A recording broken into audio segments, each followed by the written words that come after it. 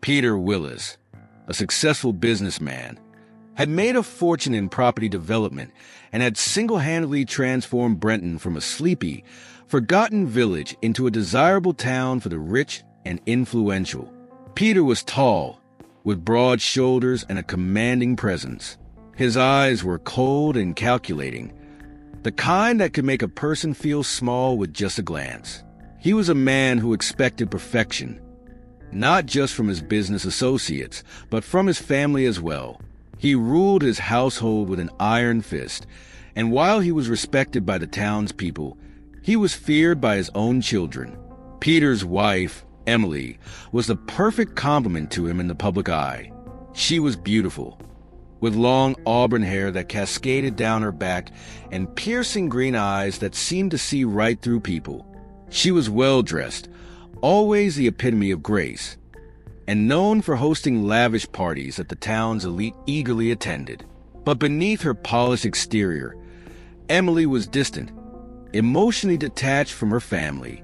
She was a woman who had grown tired of the life she led, trapped in a loveless marriage, and rumored to have had several affairs. The whispers in the town about Emily's indiscretions were never loud enough to reach Peter's ears, or so it was believed. Sara, their eldest daughter, had inherited both her father's sharp intellect and her mother's striking looks. At 17, she was at the cusp of adulthood, but the innocence of youth had long been stolen from her by the cold and calculating environment in which she had grown up. Sara was a smart girl, too smart perhaps. She had seen the cracks in her family long before anyone else. She understood that beneath the shiny veneer, the Willis family was a house of cards ready to collapse at the first gust of wind. Despite her father's high expectations, Sara had learned to stay under his radar. She was always obedient, always composed, but her mind was constantly working, constantly searching for the truth. Sara had begun to suspect that her family's troubles went far beyond the rumors of infidelity. There was something darker lurking in the shadows of the Willis estate. Then there were the twins, Emma and Leo, only 8 years old. They were the light in an otherwise dark household, full of energy and mischief. The twins were inseparable, often causing trouble together and laughing at the consequences. But even their innocence couldn't shield them from the tension that filled the air at home. They didn't understand it fully, but they felt it. The coldness, the distance, the looming danger that seemed to hang over their family like a storm cloud. Emma, in particular, was highly sensitive to her surroundings, often clinging to Sara when the house felt too quiet, too still. Leo, on the other hand, had an adventurous spirit and liked to explore the dark corners of the estate, as if trying to find the secrets that everyone else seemed to avoid. Clara, the family's nanny, had been with the Willis family since the twins were born.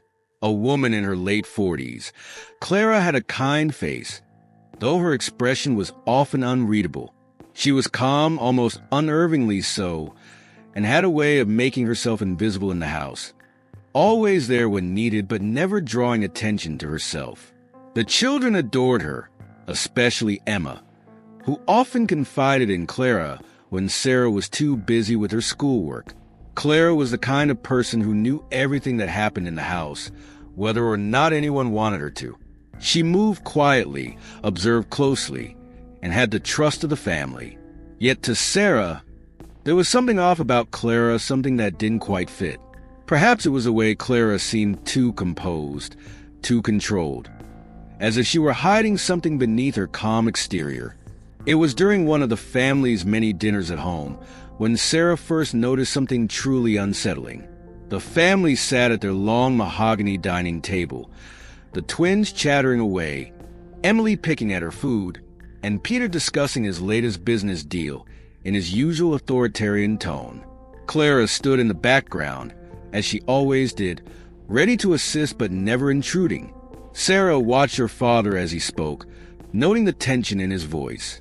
He was irritated, more so than usual, and when Emily spoke, his eyes narrowed slightly, his jaw clenching.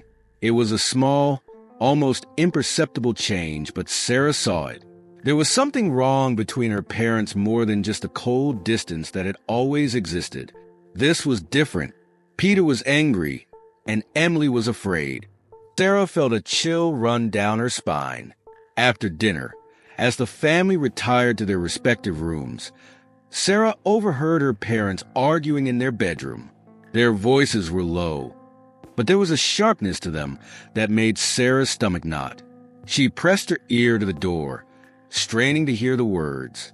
"You think I don't know what's been going on?" Peter's voice was cold, venomous. Emily's voice trembled as she responded. "It's not what you think. Don't lie to me, Emily." Peter snapped. "I know everything." There was a long silence, and then Peter's voice dropped to a dangerous whisper. "You betrayed this family. You betrayed me." Sara's heart raced. What could her mother have done to provoke such anger? The rumors of infidelity had always seemed harmless, just town gossip. But Peter sounded like a man on the edge, like someone who had been pushed too far. Sara backed away from the door, her mind spinning. She didn't know what was happening, but she knew one thing for sure: something terrible was coming. She could feel it in her bones. In the way the house seemed to grow colder, the shadows darker. Over the next few days, Sara became increasingly paranoid. She noticed small things out of place: doors left unlocked, windows slightly open, objects moved from their usual spots. It was subtle, but enough to make her uneasy. She began to feel like someone was watching her, following her movements. At night, she would wake up in a cold sweat, certain that there was someone in the house who didn't belong. But when she tried to tell her parents, they dismissed her concerns. Peter was too absorbed in his work, and Emily was too distracted by her own problems to take Sara seriously. Even Clara, usually so attentive, seemed distant, her eyes betraying nothing when Sara mentioned her fears. And so, Sara was left to navigate the growing tension on her own, her intuition telling her that something terrible was about to happen, but powerless to stop it. The days following the argument between Sara's parents were filled with a thick, oppressive silence that settled over the Willis estate, like a heavy fog. Peter had grown more distant, barely speaking at the dinner table, and spending most of his time in his office with the door locked. Emily moved like a ghost through the house, her once vibrant spirit drained to a mere shadow. The twins, oblivious to the growing darkness, continued their playful antics, though even they seemed to sense that something was wrong. Sara, however, was on edge, constantly looking over her shoulder, her every nerve buzzing with anticipation. The feeling that she was being watched intensified. It wasn't just paranoia. It was a deep, primal sense of danger. One evening, after a particularly long and strained dinner, Sara went up to her room to study for an upcoming exam. She was halfway through her textbook when she heard the unmistakable creak of floorboards in the hallway outside her room. It was soft, almost imperceptible, but there, she froze, her heart pounding in her chest. It was too late for anyone in the house to be awake, and Clara would never be so careless as to make noise while moving about. Holding her breath, Sara stood and slowly crept toward her bedroom door. She reached for the handle, but paused before opening it, listening intently. There was nothing now, just a heavy silence that had become all too familiar in the Willis household. She waited a moment longer, her hand hovering over the door handle, before finally opening it and peering into the hallway. It was empty. Sara let out a shaky breath, her mind racing. She was just about to close the door and chalk it up to her imagination when she noticed something out of the corner of her eye. Down the hall, near the top of the staircase, was a shadow of figure just barely visible in the dim light. It wasn't moving, just standing there, watching. Her heart lurched. The shadow was too tall to be one of the twins, and too still to be Clara. She opened her mouth to call out, but no sound came. Before she could react, the figure turned and vanished down the stairs, disappearing into the darkness below. Sarah's body remained frozen in place, her mind struggling to catch up with what she had just seen. She closed the door slowly, her breath coming in short, panicked gasps. Her hands trembled as she locked it, her mind whirling with questions and fear. Who had been in the hallway? Was it someone from the family? Or was it someone else, someone who didn't belong?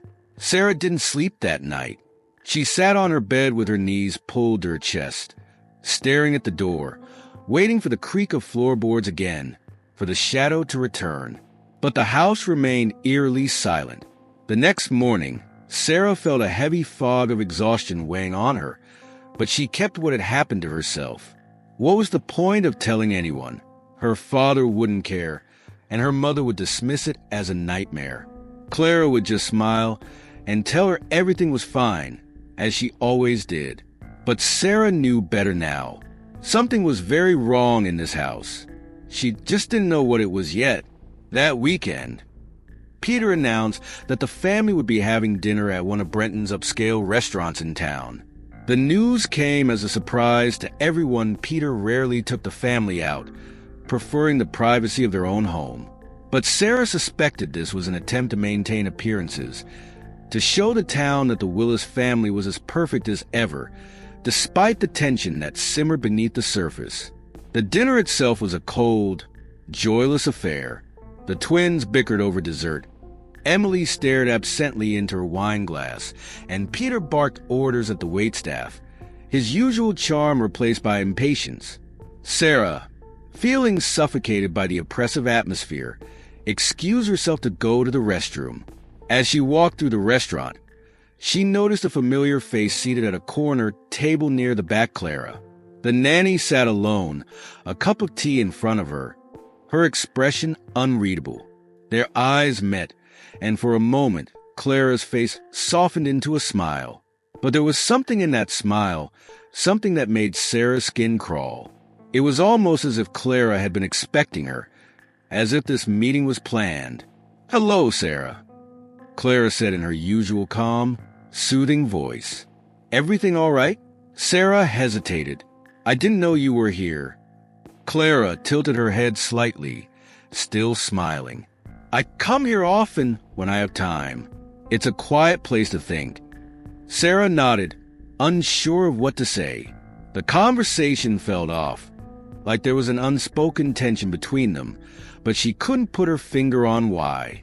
"You seem tired," Clara said after a moment. "You're not sleeping well, are you?" The question caught Sarah off guard. How could Clara know that? She hadn't mentioned her sleepless nights to anyone, not even her mother. "I'm fine," Sarah lied, her voice tight. Clara's eyes darkened ever so slightly. "You don't have to pretend with me, Sarah. I know things have been difficult lately." Sarah felt a chill run down her spine. There was something about the way Clara said those words, the way she was looking at her, that made Sarah want to leave.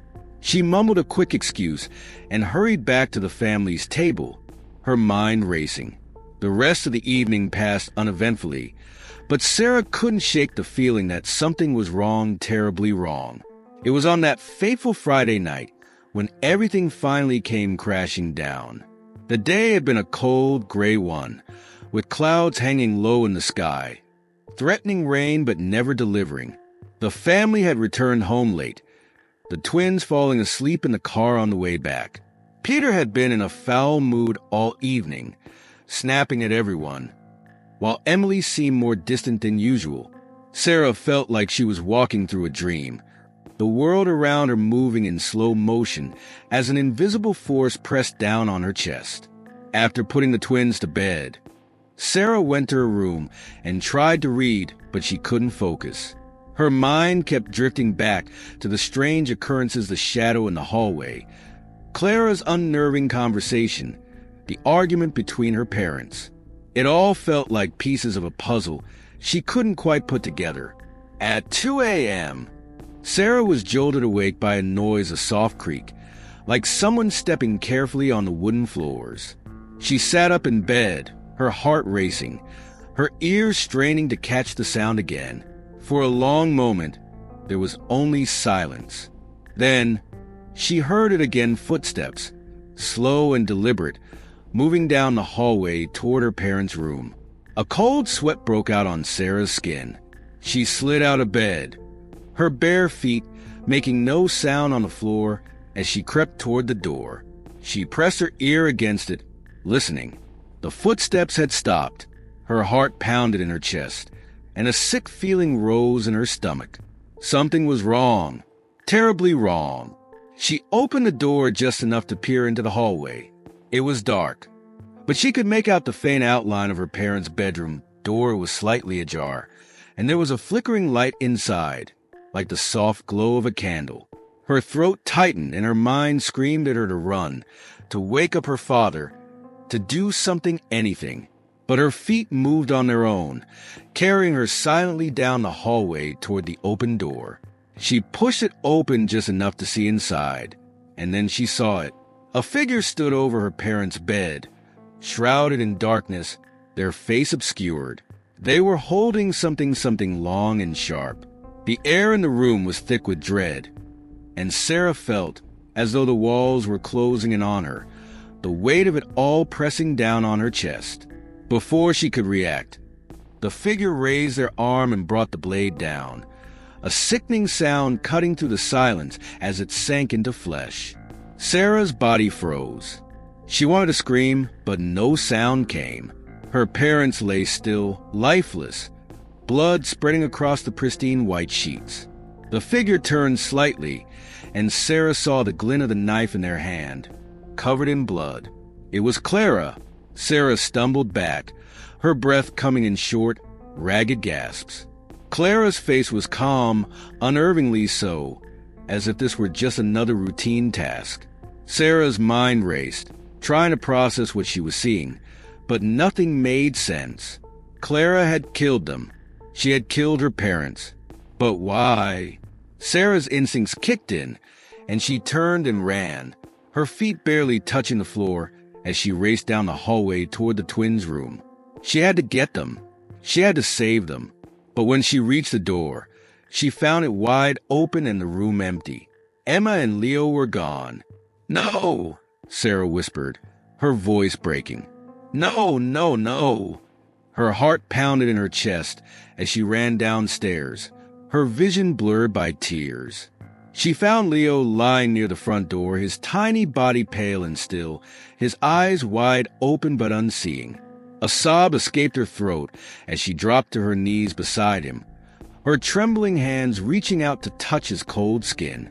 "Leo?" she whispered, her voice shaking. "Please, no." But it was too late. He was gone. Sara stumbled to her feet, her mind spinning. Where was Emma? She had to find her. She had to save her.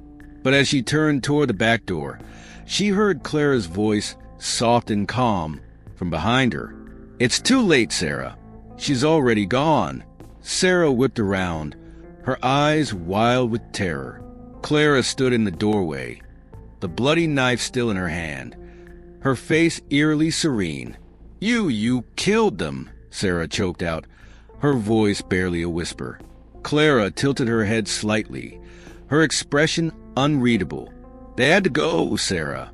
It's better this way." Sara took a step back, her body trembling with fear and rage. Why are you doing this?" Clara sighed, as if explaining something to a child. "This family was broken, Sara. Your father, your mother, they were hurting you, hurting all of you.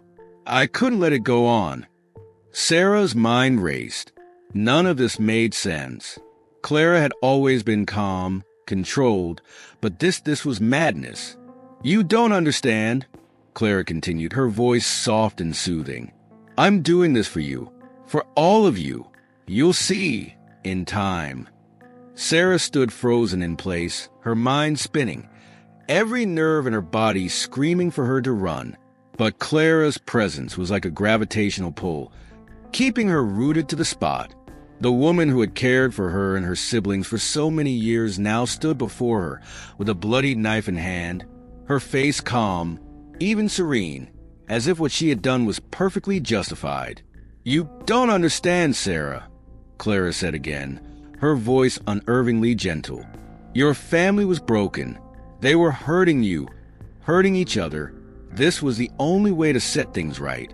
Sara shook her head, her throat tight with a mixture of terror and disbelief. You killed them. You killed Leo? Her voice cracked as she said her brother's name, the image of his lifeless body flashing in her mind. Clara's eyes softened with what almost looked like pity. Leo, poor, sweet Leo. I loved him, Sara. I loved all of you. But your father, your mother, they poisoned everything. Their lies, their cruelty, they had to be stopped. Sara took a step back, her mind racing. There was no escape, not with Clara standing between her and the only exit. But something else gnawed at her. Something Clara had said. She wasn't just talking about her parents.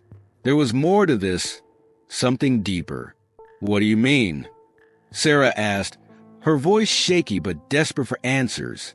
What are you talking about? What did my parents do? Clara's eyes narrowed slightly, and for the first time, there was a flicker of something darker in her gaze. Your father, your perfect father, she spat the word, her voice suddenly filled with venom. He wasn't the man you thought he was, Sara. He was dangerous, controlling. He hurt people. Your mother knew, but she did nothing. She let him get away with it year after year. Sara's heart pounded in her chest. She had always sensed there was something off about her father, something cold and manipulative beneath the surface. But this was something else entirely. What do you mean? What did he do? Clara took a slow step forward, her grip tightening on the knife. Peter was a monster. He hurt more than just your family, Sara. He destroyed lives, my life.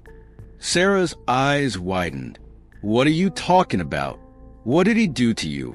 Clara's face twisted with anger, an emotion so foreign to her usual calm demeanor that it sent a chill down Sara's spine. He ruined me, Sara. Years ago, before you were born, your father, he took everything from me. My family, my reputation, my future. I was just a girl, no older than you are now, and her voice broke, the words hanging in the air like a curse. He used me, and then he discarded me, like I was nothing. Sara's stomach lurched. The image of her father, the powerful, commanding figure she had grown up with, was crumbling before her eyes. But even so, she couldn't understand. Why now? Why did you wait so long? Clara let out a bitter laugh, shaking her head. You don't get it, do you? I didn't just wait. I planned. I've been waiting for the right moment for years, Sara. Watching, waiting. I became part of your family, earned your trust, so I could finally get justice for what he did to me. Sara took another step back, her breath coming in shallow gasps. Clara's words were sinking in, slowly piecing together the horrifying truth. Clara hadn't just been a nanny. She had been waiting, plotting the downfall of the family she had once cared for. But the twins, Leo, Emma, they didn't do anything. Why would you? Sara's voice broke, tears welling in her eyes. Clara's expression softened again, her eyes filled with what looked like regret. I never wanted to hurt them, but your father's poison spread to everything. He created this world of lies, this world of suffering. The only way to end it was to tear it all down. Sara's mind raced as she frantically tried to think of a way out. But Clara wasn't done. Her voice softened, taking on a maternal tone, as though she were offering Sara a kindness rather than death. And you, Sara, I saved you, Clara continued, stepping closer, her eyes never leaving Sara's. You're not like them. I always knew you were different, stronger, smarter. You saw through the lies, didn't you? That's why you're still here. That's why I left you. The word sent a cold shiver down Sara's spine. Clara believed this, truly believed that Sara had been spared, that she was the last survivor of some twisted salvation. Sara's legs shook, the weight of everything crashing down on her. Her family was gone, murdered by the one person she had trusted. But deep down, she knew she couldn't stay here. She couldn't allow Clara to continue with her delusions. She had to survive. "Where is Emma?" Sara asked, her voice barely above a whisper, though her heart pounded like a drum. Clara's expression faltered for a moment, a brief shadow passing over her face. "She's gone, Sara. She's at peace now." The word struck Sara like a hammer. Emma, her little sister, gone. The weight of it hit her like a wave, but she couldn't give in to the despair. Not yet. She had to stay focused, had to think of a way out. I understand," Sara said, her voice trembling as she tried to buy herself time. You were trying to protect us." Clara's eyes brightened, her grip on the knife loosening slightly. "Yes, Sara, that's exactly it. I'm protecting you." Sara's mind raced, searching for any way to escape. She glanced around the room, her eyes landing on the hallway that led to the back door. If she could just make it outside, if she could just run. But Clara was watching her too closely. She took another step forward, her voice soft and soothing. "You don't have to be afraid, Sara. It's over now. Everything will be all right." Sara swallowed hard, forcing herself to nod. "Okay," she whispered. "Okay, just let me go." Clara's face softened, her eyes filling with what Sara could only describe as maternal love. "I will, Sara. I promise. But first, we need to finish what we started." Before Sara could react, Clara lunged forward, the knife gleaming in the dim light. Sara ducked just in time, the blade slicing through the air above her head. She stumbled backward, her heart pounding as Clara advanced, her movements unnervingly calm, like she was performing a task she had done 1,000 times before. Sara's mind screamed at her to run, but Clara was too close. She scrambled backward, her feet slipping on the blood-slick floor as Clara raised the knife again. "Stop!" Sara cried, her voice breaking. "Please stop!" But Clara wasn't listening. She was lost in her own world, her own twisted version of reality, where this was all justified. Sara knew then that there was no reasoning with her. There was only one way out. With a burst of adrenaline, Sara lunged forward, grabbing the edge of a nearby chair and swinging it wildly in Clara's direction. The chair struck Clara's arm, knocking the knife from her hand with a clatter. Clara gasped, stumbling backward, her eyes wide with shock. Sara didn't wait. She turned and ran, her legs carrying her as fast as they could toward the back door. Her breath came in ragged gasps as she fumbled with the lock, her hands slick with sweat and blood. Behind her, Clara recovered, her footsteps quickening as she closed the distance between them. Just as Clara reached her, Sara flung the door open and bolted into the night. The cold night air hit Sara's face like a shock, her bare feet pounding against the gravel driveway as she ran, her breath coming in panicked gasps. Behind her, she could hear Clara's footsteps, steady and relentless, growing louder with each passing second. Sara's lungs burned as she pushed herself harder, her vision blurred by tears. She couldn't stop. She couldn't let Clara catch her. Not now. Not after everything. Ahead of her, the dark forest loomed like a wall of shadows, the trees swaying ominously in the wind. Sara's heart pounded in her chest as she plunged into the forest, the branches tearing at her skin, the ground uneven and treacherous beneath her feet. But she didn't stop. She couldn't. Behind her, Clara's footsteps slowed, then stopped altogether. Sara kept running, her body trembling with exhaustion and fear, until the only sound was her own ragged breathing and the rustling of leaves in the wind. Finally, when she could run no more, Sara collapsed to the ground, her body shaking with sobs. The truth of what had happened crashed over her like a tidal wave. Her family was gone. All of them. And Clara had been behind it all. But as Sara lay there in the cold, dark forest, a single, chilling thought crept into her mind. Why had Clara left her alive? Clara had said she was protecting her, that she was different. But why? Sara's breath hitched in her throat as the realization hit her like a punch to the gut. Clara wasn't done with her, and Sara wasn't safe. Not yet.